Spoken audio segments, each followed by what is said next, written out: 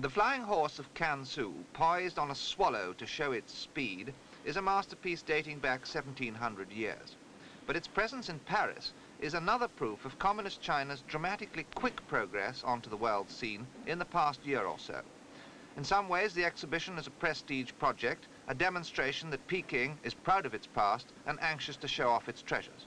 In money terms, it's one of the most expensive exhibitions ever mounted, insured jointly by the British and French governments for £20 million.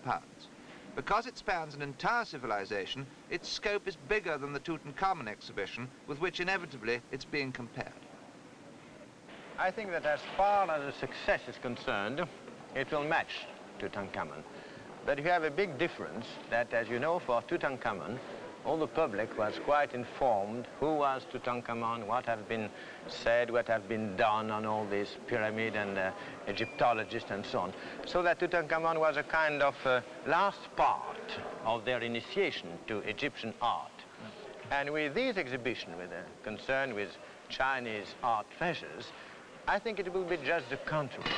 So far that the knowledge of Chinese art and even Chinese civilization is, well, till today, reserved to a very small circle of specialists, of some connoisseur or amateur, and on the contrary, the large public, I think, knows very little about. So it will be the first step to a better knowledge, and I hope a better appreciation also of Chinese civilization and quite naturally of Chinese people as such on the past and on the present.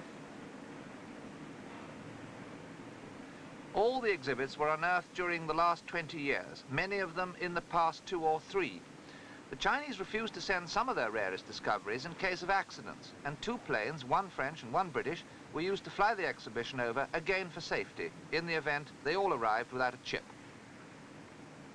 This is the famous jade funeral suit of Princess Tu-Wan, which is the centerpiece of the exhibition.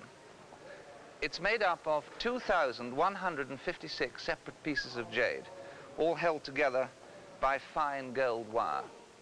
It's 2,000 years old, but it was only found 5 years ago, in 1968, during the Cultural Revolution. And this is the first time it's been seen outside China. The lady's husband, Prince Liu, stayed behind in Peking in case anything happened to her. He died at the age of 42, leaving a disconsolate widow and 140 children. The pair were found when some Chinese soldiers stumbled on their burial chamber in the mountains south of Peking. Getting the princess into her display case proved quite a job, almost producing an international crisis, and at one point all the cameras were ordered out.